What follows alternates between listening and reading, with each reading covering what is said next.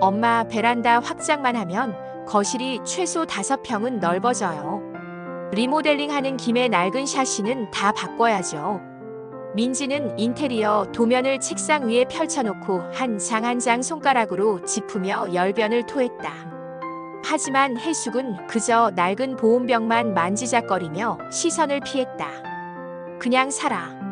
돈 들일 필요 없어. 해숙의 목소리는 단호했고 말끝에는 피곤과 체념이 묻어 있었다. 민지는 한숨을 길게 내쉬었다. 돈을 아끼는 게 아니에요. 장기적으로 봤을 때 이득이라고요. 엄마, 이 집을 조금이라도 더 살기 좋게 만들 수 있어요. 해숙은 민지의 말에는 귀를 기울이지 않고 다른 교체 사항에는 살짝 동의했지만 베란다 끝에 낡고 곰팡이 쓴 나무 벽장 앞에서는 단호하게 선을 그었다. 저 벽장은 절대로 손대지 마라. 엄마, 왜요? 저게 제일 흉물스럽잖아요. 안에 뭐 금덩이라도 숨겨져 있어요. 민지는 짜증 섞인 농담을 던졌지만 그 안에는 답답함과 분노가 뒤섞여 있었다. 해숙은 벌떡 일어나 눈을 부릅떴다. 그녀의 눈빛에는 공포와 분노 그리고 설명할 수 없는 깊은 아픔이 동시에 서려 있었다. 버릴 물건은 하나도 없다. 민지야, 저 벽장은 절대로 건드리지 마. 내 말 들어. 민지는 눈이 붉어지며 떨리는 목소리로 말했다. 엄마, 벽장 하나 때문에 내 결혼 전에 이 집을 깨끗하게 고치고 싶은 마음까지 무시하는 거예요. 내가 그렇게 중요하지 않아요. 해숙은 민지의 눈을 마주치지 않은 채 단 한마디만 남겼다. 너는 아무것도 몰라. 민지는 결국 베란다 확장 계획을 취소했지만 집 안에는 묘한 긴장감이 계속 감돌았다. 새로 칠한 벽지 옆 곰팡이 쓴 벽장은 새 옷에 꿰맨 낡은 누더기처럼 이질적으로 자리 잡고 있었다. 며칠 후 해숙이 경로당으로 발걸음을 옮기자 민지는 기회를 엿보았다. 이젠 내가 나서야 해. 엄마의 고집은 꼭 꺾어야 해. 민지는 마음속으로 다짐하며 서랍 구석을 뒤졌다. 그리고 해숙이 소중히 여겼던 조약돌 아래 녹슨 열쇠 하나를 발견했다. 심장이 빠르게 뛰었다. 민지는 죄책감과 해방감이 뒤섞인 채 열쇠를 손에 쥐고 베란다로 향했다. 손끝에서 느껴지는 금속의 차가움이 손바닥 전체로 퍼졌다. 똑! 열쇠가 자물쇠에 맞는 소리는 집안 정적을 깨고 천둥처럼 울렸다. 그녀가 벽장 문을 살짝 밀어 열었을 때였다. 민지야, 거기서 뭐해? 현관에서 들려오는 해숙의 날카로운 목소리에 민지는 깜짝 놀라 몸을 움츠렸다. 해숙은 민지의 손에 들린 열쇠와 살짝 열린 벽장 문을 보고 백지장처럼 하얗게 질렸다. 내가 감히 그걸 열려고 했어. 목소리가 격하게 떨렸다. 엄마, 이건 엄마를 위해서예요. 이게 뭐길래 이렇게 고집을 부려요. 민지도 지지 않고 소리쳤다. 알 권리. 내가 뭘 알아. 넌 아무것도 몰라. 내가 그 문을 여는 순간 이 집은 무너지는 거야. 해숙은 온몸으로 벽장을 막아섰다. 숨이 넘어갈 듯 거칠게 쉬며 민지에게 달려들었다. 당장 나가. 다시는 이 집에 들어올 생각하지 마. 너 같은 애 낳고 기르느라 내가 포기한 게 얼마나 많은지 알기나 해. 해숙의 말은 비수처럼 민지의 심장에 깊숙이 박혔다. 민지는 숨을 고르며 벽장을 외면했다. 그녀의 손에서 열쇠가 바닥으로 떨어지며 차갑게 툭 소리를 냈다. 네, 나갈게요. 다시는 안 와요. 짐도 챙기지 않은 채 눈물에 얼굴을 적시며 낡은 아파트 문을 박차고 나갔다. 복도를 따라 내려가면서 민지는 들려오는 어머니의 흐느끼는 소리에 마음이 찢어지는 듯했다. 해숙은 벽장에 몸을 기댄 채 감정의 벽을 무너뜨리고 있었다. 모녀의 관계는 완전히 파국을 맞았다. 민지가 집을 뛰쳐나간 지 사흘째 그녀는 자신이 평생 어머니의 짐이었을지도 모른다는 고통스러운 생각에 잠을 이루지 못했다. 밤새 뒤척이며 그녀는 머릿속으로 해숙의 낡은 손과 벽장, 그리고 보온병의 의미를 떠올렸다. 가슴속이 무겁게 짓눌리는 듯했지만 이해와 죄책감이 뒤섞인 감정의 소용돌이에 휘말린 채 새벽을 맞았다. 네 번째 날 아침, 민지의 휴대폰이 울렸다. 발신인은 아버지였다. 민지야, 너 당장 집으로 와야겠다. 엄마가 어제 새벽에 쓰러지셨다. 민지의 머리가 텅 비는 듯했다. 급하게 친정으로 달려갔을 때 해숙은 이미 작은 동네 병원에 입원해 있었다. 과도한 스트레스로 인한 일시적 쇼크와 고열이었다. 민지는 해숙의 병실 침대 옆에 섰다. 해숙은 초췌한 얼굴로 눈을 감고 있었다. 민지는 어머니의 쭈글쭈글하고 힘없는 손을 잡았다. 그 손은 평생 자신을 위해 밥을 짓고 빨래를 하고 온갖 고단한 노동을 해온 손이었다. 해숙이 힘겹게 눈을 떴다. 그녀의 눈은 지난번의 분노나 공포 대신 깊은 피로와 체념만이 남아 있었다. 해숙은 간신히 힘을 내어 베갯잎 밑을 더듬었고 녹슨 열쇠를 꺼냈다. 민지야, 벽장. 내가 열어라. 다신 보지 않을 거다. 해숙은 말을 잇지 못하고 다시 눈을 감았다. 민지는 열쇠를 받아들었지만 곧바로 집으로 향하지 못했다. 어머니의 마지막 모습이 너무나 초라하고 나약했기에 벽장 속에 숨겨진 진실이 자신을 완전히 무너뜨릴까봐 두려웠다. 그러나 이젠 정말로 엄마를 이해해야 한다는 절박한 심정이 그녀를 낡은 아파트로 이끌었다. 민지는 베란다로 들어섰다. 며칠 전 자신이 내동댕이 쳤던 녹슨 열쇠를 주워들고 벽장 앞에 섰다. 민지는 크게 심호흡하고 열쇠를 돌렸다. 덜컥 소리가 나며 문이 열렸다. 벽장 안에서는 곰팡이 냄새 외에도 오래된 나무의 눅눅한 냄새와 종이의 퀴퀴한 냄새가 섞여났다. 민지가 예상했던 귀금속이나 비자금은 없었다. 안에는 세월의 흔적이 가득한 물건들이 조심스럽게 놓여 있었다. 가장 위 칸에는 아주 낡은 아기 옷가지가 개어져 있었다. 크기가 작아 신생아 옷 같았지만 태그가 잘려 있어 누구의 옷인지 알 수 없었다. 그 옆에는 빚쟁이들의 험악한 욕설이 적힌 독촉 장뭉치가 고무줄에 묶여 있었고 그 밑에는 빛바랜 표지의 일기장이 놓여 있었다. 민지는 떨리는 손으로 일기장을 펼쳤다. 어머니의 글씨는 젊은 시절이라 그런지 지금보다 더 또렷했지만 눈물 자국으로 번져 형태를 알아볼 수 없는 페이지도 많았다. 민지가 읽기 시작한 부분은 20년 전 아버지가 사업에 실패하고 집이 경매 위기에 처했을 때의 기록이었다. 날짜 생략. 민지는 감기에 걸렸다. 난방비가 무서워 보일러를 돌리지 못하고 젖은 행주를 뜨겁게 데워 민지의 이마에 올려주었다. 빚쟁이들이 매일 문을 두드렸다. 집이 곧 넘어간다. 빨리 짐 싸라. 그들이 소리쳤다. 그때 나는 알았다. 이 집을 지키지 못하면 내가 엄마로서 이 아이에게 해줄 수 있는 마지막 방패마저 사라진다는 것을. 오늘 둘째 아이를 잃었다. 사산이었다. 아파서 병원에 갈 돈조차 아끼려 했던 내 죄다. 의사는 휴식이 필요하다고 했지만 나는 이 벽장에 사산된 아이의 이름의 옷을 넣고 베란다를 닦았다.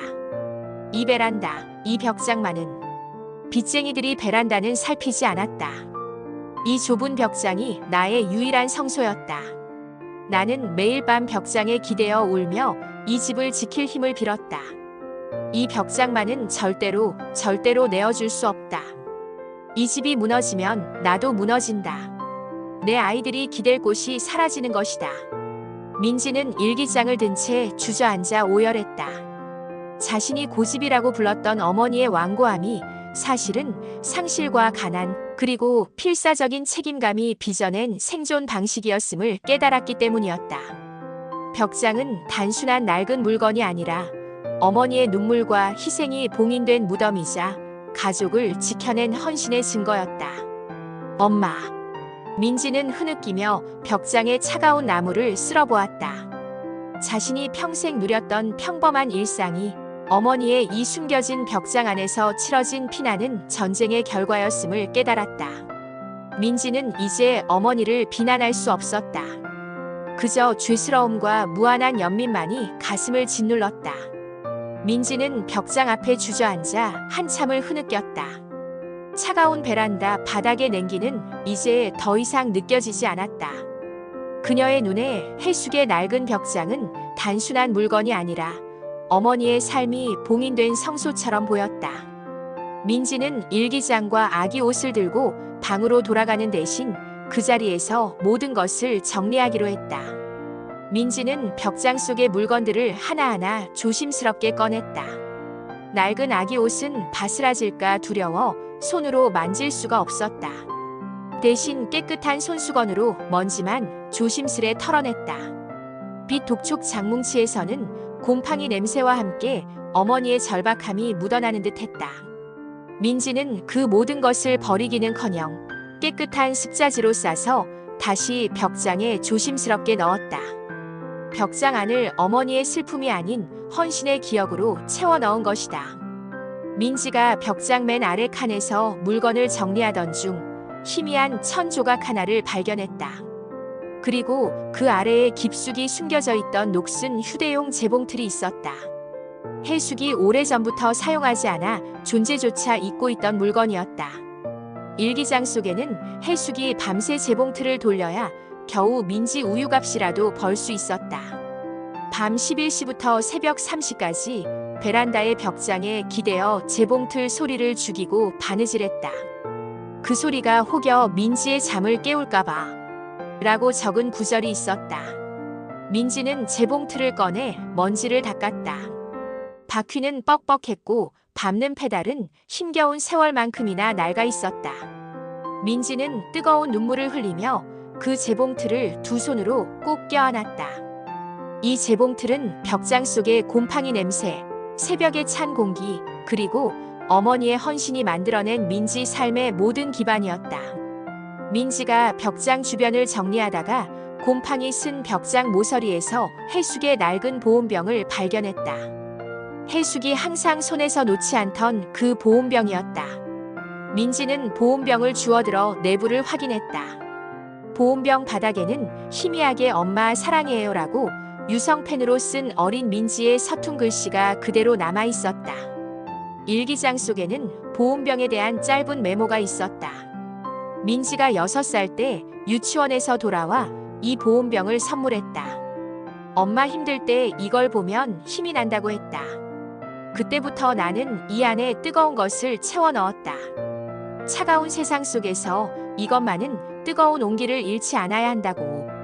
이 보온병이 뜨거워야 벽장 속의 비밀도 나의 삶도 지킬 수 있을 것 같아서. 민지는 보온병을 꼭 안았다. 어머니의 변치 않는 고집이 사실은 자신이 준 작은 사랑의 메시지를 지키려던 헌신이었음을 깨달았다. 어머니가 평생 차가운 세상에 맞서 싸우기 위해 민지의 사랑으로 만든 온기의 방패였던 것이다. 민지가 벽장 제일 구석, 곰팡이가 가장 심한 곳에서 낡은 비닐봉지를 발견했다.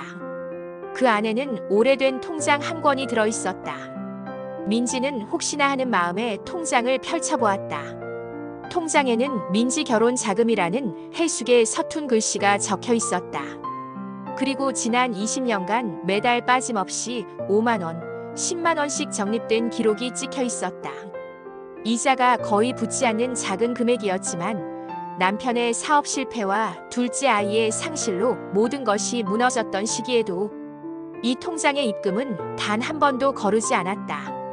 매번 입금액 옆에는 재봉틀 수당, 파출부 일당이라는 해숙의 작은 메모가 연필로 희미하게 적혀 있었다.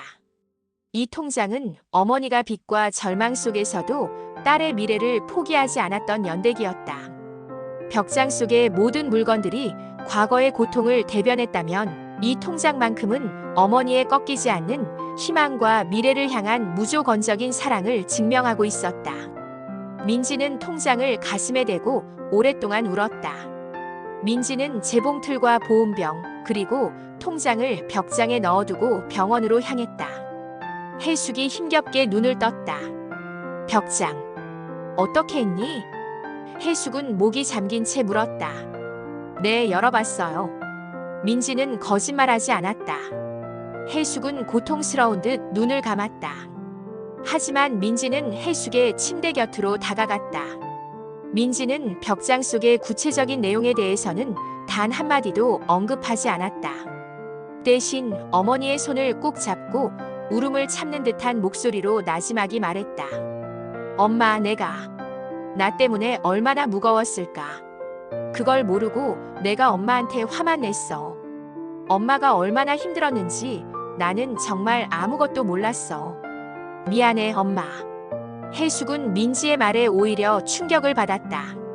민지가 힘들었냐고 묻지 않고 내가 얼마나 무거웠을까라고 말한 것은 민지가 벽장의 내용뿐 아니라 그 고통을 감내해온 어머니의 심정까지 온전히 이해했다는 증거였다. 해숙의 눈에서 오랜 세월 응어리졌던 눈물이 터져 나왔다. 그녀는 민지의 손을 붙잡고 몸을 떨었다. 그 울음은 상실의 슬픔이자 드디어 딸에게 이해받았다는 안도감이었다. 벽장 속에 갇혀있던 해숙의 무거운 짐이 비로소 내려지는 순간이었다. 며칠 후 해숙이 퇴원했다. 민지는 베란다 확장 계획을 최종적으로 취소했다. 대신 그녀는 해숙과 함께 베란다 청소를 시작했다. 벽장은 그대로 두었지만 민지는 벽장 문 앞에 작은 발판과 낡은 램프를 설치하고 해숙이 쓰던 낡은 보온병을 깨끗하게 닦아 베란다 창가에 놓았다. 해숙은 민지가 설치한 램프와 보온병을 물끄러미 바라보았다. 해숙은 이젠 벽장이 닫힌 과거의 상징이 아니라 딸의 이해와 사랑으로 둘러싸인 추억의 공간이 되었음을 느꼈다. 낡은 벽장은 그대로 존재했지만 모녀의 관계는 따뜻한 햇살 아래 새로 피어나는 꽃처럼 변화했다. 결혼식 전날 아침, 민지는 트레이닝복 차림으로, 해숙은 늘 입던 편안한 옷차림으로 베란다의 작은 티테이블에 마주 앉았다. 낡은 샤시를 투과한 가을 햇살이 테이블 위에 따뜻하게 부서지고 있었다. 내일이면 민지는 이 집을 떠나지만 두 사람 사이에는 고요하고 끈끈한 이해의 공간만이 흘렀다. 민지는 해숙의 쭈글쭈글해진 손을 잡았다. 손등의 굵은 주름은 지난 세월 새벽마다 재봉틀을 돌리며 가족을 지켜낸 헌신의 지도처럼 보였다. 해숙은 자리에서 일어나 안방으로 잠시 들어갔다 나왔다. 그녀의 손에는 직접 든 듯한 작고 흰 손수건이 들려 있었다. 민지야, 이거 내일 내가 입을 한복이나 옷 안쪽에 조용히 꿰매라. 해숙은 손수건을 민지의 손에 쥐어주었다. 그녀의 목소리는 조용했지만 그 울림은 시간을 초월한 약속처럼 깊었다. 내가 살면서 힘들 때, 내 집이 흔들리는 것 같을 때 이걸 만지면 엄마 생각이 날 거다. 세상이 무섭게 덤벼도 내가 딛고 선 그곳은 안전할 거라고. 민지는 눈물로 흐려진 시야 속에서 이 작은 천 조각이 어머니의 가장 고통스러웠던 상실을 이제 딸의 새로운 삶에 대한 가장 강력한 축복으로 바꿔 건네는 순간임을 깨달았다. 민지의 눈가가 붉게 물들었다. 민지 엄마, 저 벽장 속에 있던 모든 거 이제 다 이해해요.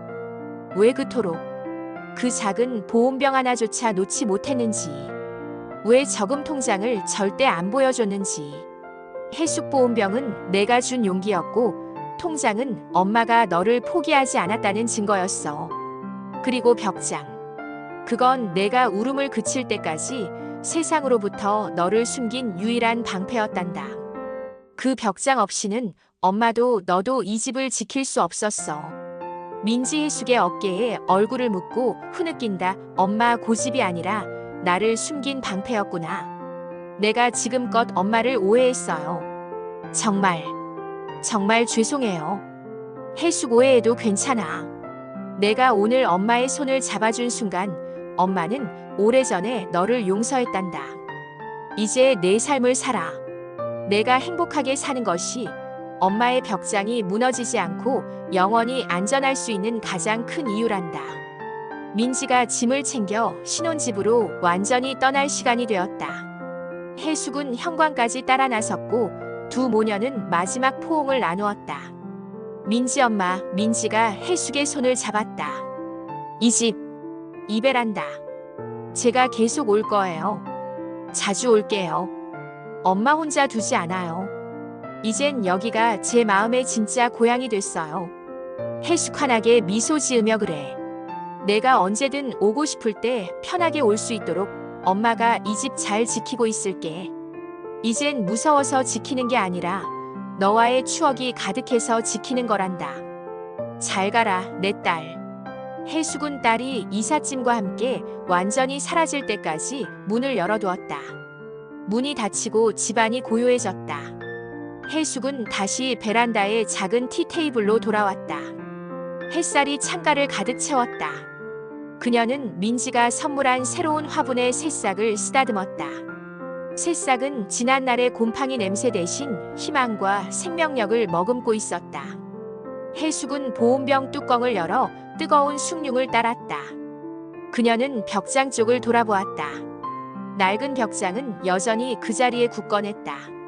하지만 이제 혜숙은 벽장 앞에 앉아 벽장을 바라보며 딸의 행복을 축복했다. 혜숙은 창밖을 바라보며 나지막이 속삭였다. 민지야, 내가 가는 길 내내 따뜻하렴. 이제 엄마는 괜찮아.